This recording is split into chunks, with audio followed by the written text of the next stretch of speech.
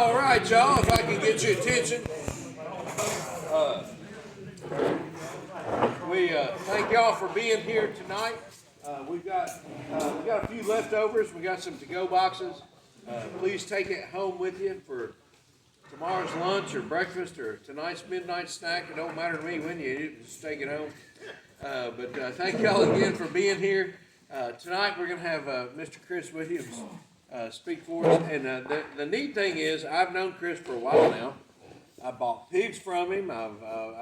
We've done all kinds of stuff together. But I had the opportunity to go to India with Chris.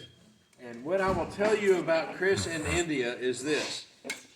It is a good thing that they rely on chickens for sustenance in India. Because I have never in my life seen a man eat as many boiled chicken eggs as that man has eaten. I tell you, there was a run on chicken eggs while we were there. When we left, the country went, whew, they were good. We would sit there, and every meal they would bring out boiled chicken eggs, and that man would load up on chicken eggs. So, good news is I didn't have to room with him. So, but I stayed by myself the whole time on that trip. That's right. There's a reason you were by yourself. So. Very good. I am so glad y'all are here. I'm glad Chris is here with us. He's going to speak to us real quick, and then we'll move on from there. Come on, Chris. Yeah, that was the egg famine of 2009 or something like that. I'd like to go back, but anyhow, too much curry and you get sick of it. Boiled eggs look really good after a while. I'm Chris Williams, and I like to just share this thought with y'all. A couple of years ago, it was time for me to get contacts again. I've been blind as a bat since third grade and having to wear glasses and all, and I didn't really want to go to the eye doctor. I didn't want to have the deal with all that. And so I went online and found a website, out of Canada, where you can buy contacts without a prescription, and that's what I did. And I did that for about 4 years, and because I just didn't have vision insurance, didn't want to mess with it, and I got them cheap. And my wife finally told me, said, you need to get your eyes checked. Your daddy, he's got, vision problems, high blood pressure, I'm fat, so anyhow, I went to the eye doctor. And, eye exams really hadn't changed a whole lot over the year. I sat down and, you got the little chart and they wanted to look at the read the numbers or the letters and stuff. And of course, your first goal is to try to do, read the smallest you can, make it, you want to, see how good your eyes really are. Well, halfway through it, the lady asked me if I had somebody drive me home because I was flunking it terribly. It was really bad. And then the doctor came in, and of course he puts the lenses on me, and and he fine tunes everything. I realized I was missing out on a whole lot. I was seeing things, rather blurry. I wasn't seeing the full picture. That's how we are a lot of times spiritually. How we are in our walk with the Lord and just in life in general. We don't see things through the right lens. We miss out on all the opportunities that God has for us and has blessed us with. Tonight, I want to share a time in my life that I've never told anybody. Y'all were the first ones. The only ones to know about this were the ones that were there. 20 years ago, if you said, hey, you're going to be a preacher, I probably would have laughed in your face. When I was in grade school, you couldn't get me up in front of a crowd to speak for nothing in this world. It wasn't nothing I would have done. And God's got a funny sense of humor, I reckon, or a way to work through. When I was, I hadn't long got married and, had a little boy. He was, about 2 years old at the time, Pierce. We were living out on the Manning Road, and I worked for Goldsboro Milling at the time. I was raising cattle. I was irrigating hog waste for Goldsboro Milling. Making the grass green, making the cows happy. Life was good. I'd come home from work. My buddies would come over. We'd hang out in the barn, drinking and being with the guys. I love to party and have get-togethers and cookouts and stuff like that. And I didn't realize I was missing out on so much more. It got to the point where one night I hit rock bottom. Not one of my fondest moments. In about 30 minutes time, I drank a fifth of liquor and fell out in the front yard, and I passed out. And my buddies wanted to drag me in the house, put me in the bed, and Rebecca said, nope, he's sleeping in the yard. Wow. And I woke up next morning with frost on my coat, about to freeze to death. Face was hurting terribly, because apparently I fell in the driveway and my face caught my fall on the way to the yard. And I came inside and got cleaned up and knew I was going to have a conversation with my wife I didn't want to have. And she pretty much told me it's got to stop. I knew I was on the verge of losing, the love of my life. And that's what kind of was the beginning of a change for me. She said, please go to church with me. I went to church. Bob Molden was my preacher at the time, and I miss Bob Molden terribly.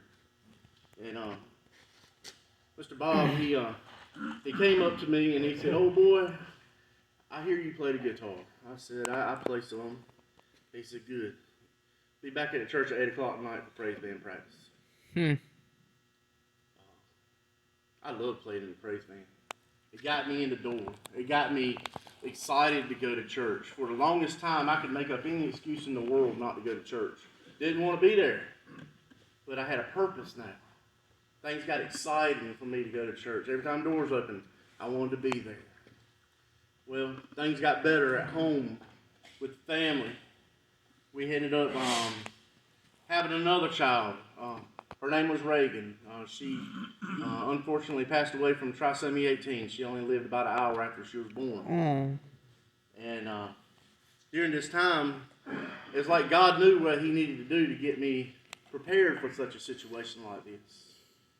Because it went from, me being on the outs, totally living a life that was nowhere where I needed to be, to now I was praying.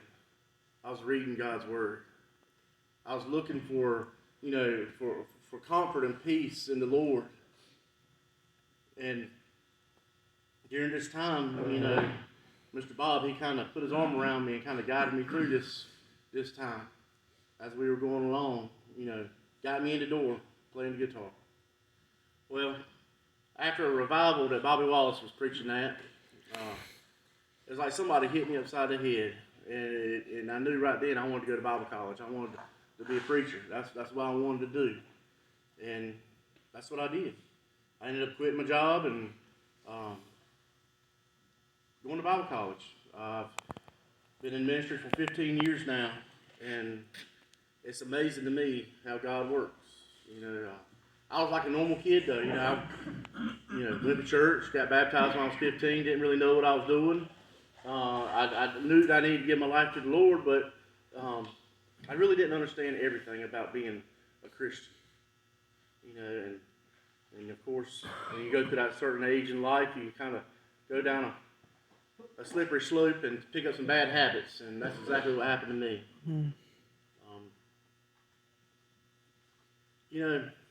I look at my life and the ways that I've messed up and done, and I look at the guys that Jesus walked with, his disciples, his core group of guys. They were not your typical religious people. These guys, when Jesus said, "Hey, come follow me," they were some pretty rough dudes. Andrew and John and Peter, they were all fishermen. They had a tendency to well, for one thing, they were dirty, they stunk, they were kind of outcasts in the community. You had, during that time, fishermen, they were known to cheat people and to steal. They weren't real popular folks around that time. Then look at Matthew.